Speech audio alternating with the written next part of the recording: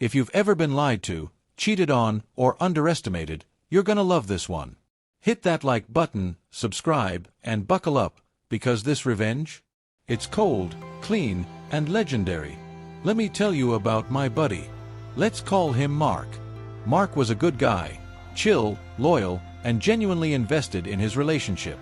He lived with his girlfriend, Sasha, and yeah, things weren't perfect. They'd hit a rough patch, like most couples do. But Mark, he wasn't the type to give up easily. He still believed in fixing things.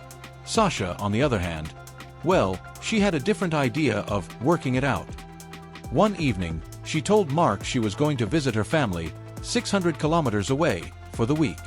He helped her pack, even offered to drop her off at the station. She kissed him on the cheek, smiled, and said she'd call when she got there. But she didn't call. And Mark, he had that sinking feeling in his gut, the kind you try to ignore but it just keeps gnawing. So, a few days later, he was out for lunch with a friend downtown when the unthinkable happened. There she was.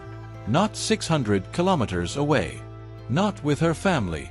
But sitting on a sunny restaurant patio, with her ex. Laughing. Touching his arm. Drinking wine like she didn't have a boyfriend back home. Mark didn't make a scene. No yelling. No confrontation. He pulled out his phone. Click. A few photos. Enough proof. No drama. Then he walked away. But inside, oh, he was done. You see, Mark lived in that apartment on a month-to-month lease. Sasha wasn't even on the lease. Legally, she didn't exist there. And that was the moment he realized. He had an opportunity.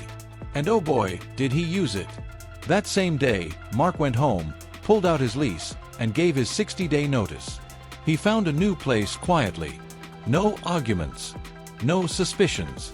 Just emotionally checked out. Done. And Sasha?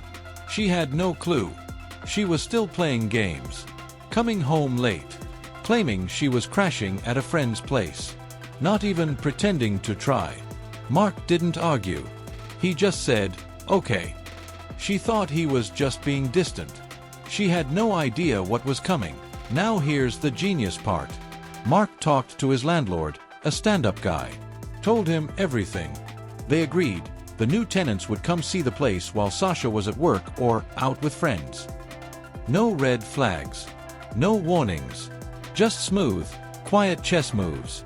Mark didn't even push for intimacy anymore. Said he wanted couples therapy, just to keep her emotionally off balance. But he wasn't pushing. He was just coasting. Letting her think everything was still salvageable. She thought she had control. He was just sharpening the knife.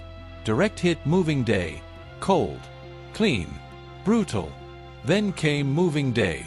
Sasha was still asleep when a professional moving crew knocked on the door early in the morning. Mark opened up, calm as ever. They began boxing up his things. Furniture.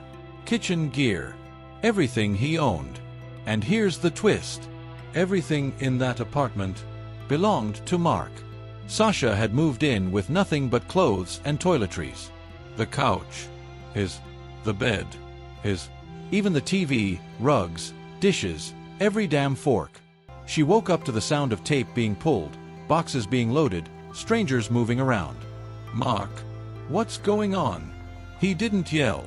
He didn't curse. He simply laid down a stack of printed photos on the kitchen table. Her laughing, touching her ex's hand. Caught. Busted. She stammered. Denied. Claimed it was innocent. But the damage already done. Then the landlord stepped in. Calmly informed her that the apartment was no longer leased to Mark, and that she had until midnight to get her belongings out. If she didn't, they'd be placed on the curb. No exceptions. No extensions. She had nothing to stand on. No lease. No rights. Just lies. And now, no home. Mark watched her scrambling to collect her things, clothes thrown into garbage bags, toiletries in tote bags. That once shared space now echoed with the sound of her panic and regret. And then, before he left for good, he took one last photo. Her, alone, surrounded by a pile of her own stuff. Everything else, gone. That image, It's a legend in our friend group. A framed piece of revenge art.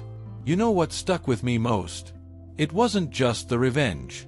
It was how controlled it all was. Mark didn't scream. He didn't throw things or beg for closure. He just took back his power. Because when someone betrays you like that, sometimes the most satisfying revenge isn't hurting them, it's showing them you're done. That they no longer get to take up space in your life, your mind, or even your damn furniture. The image of her sitting among garbage bags of her own betrayal is one we'll never forget. No shouting match. No begging for forgiveness. Just silence and consequences. And that silence hit harder than any insult ever could. He didn't just kick her out of the apartment. He kicked her out of his future. Revenge doesn't always have to be loud. Sometimes, the most powerful revenge is the one delivered with a smile, a signature, and a moving truck. If this story gave you chills, smash that like button. And tell us in the comments, what's the coldest, most calculated revenge you've ever witnessed? And hey, don't forget to subscribe. We've got more real stories of karma, justice, and sweet, sweet payback coming your way every week.